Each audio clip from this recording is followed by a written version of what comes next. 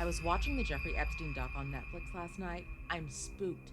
Literally had a mini panic attack with all these memories flooding in. As I'm laying in bed watching, a girl's face flashes across the screen and I recognized one of his victims as one of my really good childhood friends. I don't know if it belongs in this subreddit, but here's my story. I've lived in South Florida almost all my life, with my crazy controlling parents that wouldn't let me do anything as a kid. No phone calls to friends, no extracurricular activities unless it was academic, couldn't have friends over, and you can forget about me ever going over to anyone's house. Plus, my dad worked at my school during my elementary school years, so I had to be on my best behavior. So when I finally went to middle school, I was fucking pumped. Finally, some type of freedom. My personality started to shine, and making new friends came easy to me. Fast forward to a year in, and I had become really good friends with these two girls. We can call them Heather and Sharon.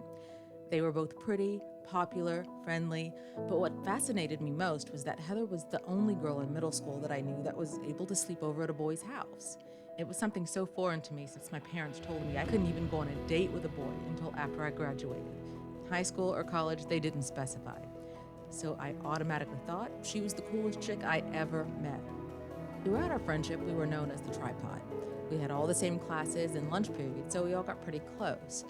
Over time, Heather would always ask me to hang out with her and Sharon, either after school or on the weekends, but with my parents, no way in hell. I did attempt multiple times to ask for permission with no success, not even a maybe. I was bummed because I always felt left out, having Heather and Sharon hang out without me, something I would eventually become really grateful for. One day while sitting out in the courtyard for lunch, Heather pulled me aside and asked what I thought about skipping school for one day. I, of course, instantly freak out and thought about that automated message the school calls home with to let parents know you weren't at school. If my parents ever got that, my ass would be toast. So I shut that idea down right away, kind of laughed it off because there would be no way to pull that off. But she literally would not stop asking.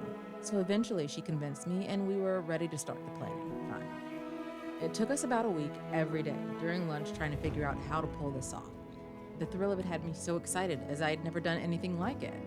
The plan was to have my mom drop me off at school as usual and have the girls there waiting for me, and we would simply just walk off to the gas station that's near the school and have one of Heather's friends, quote unquote, pick us up. Not sure how I planned on dodging the school call, but whatever. Oh, and I forgot to add, Heather made it a point several times to remind me that I need to wear something, quote, that would give me an innocent look, unquote. I blew this off because I was already 13 years old. I looked innocent enough. Plan goes smoothly and we are walking to the gas station. But as we're walking, Heather's cell is blowing up, like constant phone calls and text coming through. Each one she answers, quote, just meet us at the gas station like we usually do, unquote. At this point, I'm confused because I thought it was the tripod hanging out for the day. But as we get closer to the gas station, I see a group of like 7 other girls standing there, and they're around my same age, 12 to 14 years old.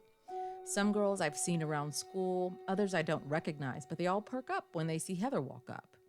All of a sudden, Heather yells, quote, who's ready to make some money, unquote. And almost all the girls raise their hand and start cheering.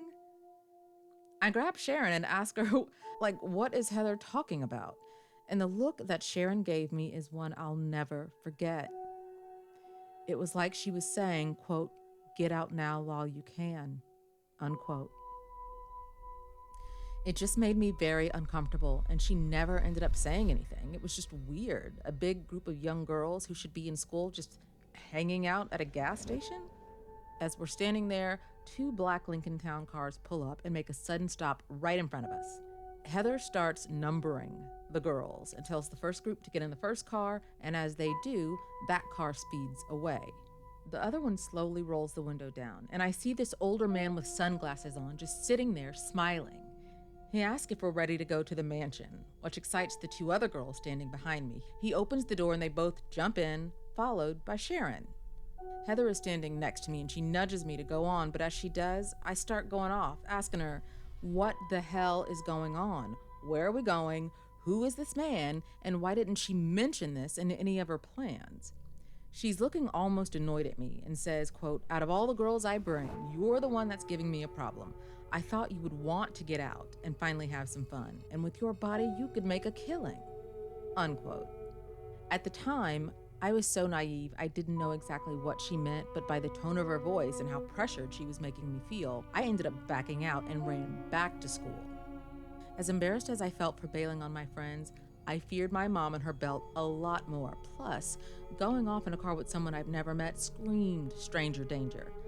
I am so grateful that my parents put that fear in me, or else I don't know if I would have made that smart decision. After that, I barely hung out with Heather again. She tried a few more times, but I just got bad vibes from her and cut her off. But I always saw her randomly walk out of school toward the gas station, always with a group of girls. Sharon, on the other hand, she started to spiral into depression, slowly. She would only hang out with Heather and would cling to her like a lost puppy. I noticed she would miss school more frequently until one day she just stopped coming altogether. Years later, I found out she committed. And recently, after watching the doc, I'm convinced she was one of Jeffrey Epstein's victims, and Heather was one of his recruiters. Edit. I should have mentioned this happened in 2004 in West Palm Beach. I reached out to the only childhood friend I stay in contact with, and she confirmed that it was in fact my friend whom we went to middle school with in that documentary. Since this morning, I've contacted a friend who's in law enforcement to see if I could speak with someone about what I know. Even the little information I have could help out in some way. As for Sharon, I never met anyone in her family or had any contact information, as I was on major lockdown back then, and this was 16 years ago. Still trying to track them down to see if they knew about any of this. It could help explain why she might have taken her life. I'll keep you updated.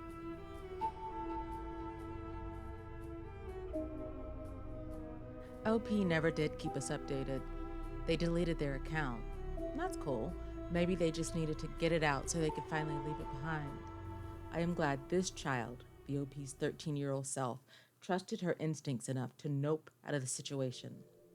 Sure, her parents were doing the most, and she probably returned to a childhood where things were still a bit too strict and still stifling, but at least she had that childhood to return to.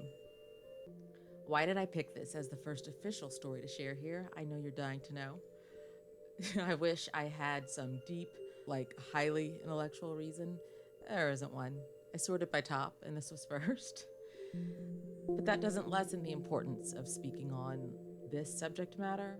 It's always timely, and the lesson can never be stressed enough. Listen to your spidey senses. Walk away from situations that don't feel right. And my favorite quote from Emma Kinney, risk offending. When it comes to your safety, it doesn't matter whose feelings you hurt.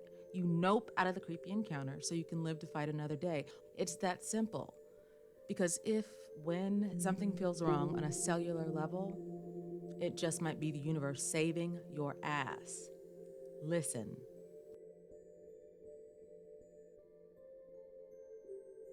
Thank you all for taking the time to watch the video. It's appreciated. And to help the channel make friends with the algorithm, please leave a like if you like this, or a dislike if you didn't. Subscribe and hit that notification bell so you'll be alerted next time I post. And lastly, go ahead and leave a comment. It's free. Say something nice, even if it's just,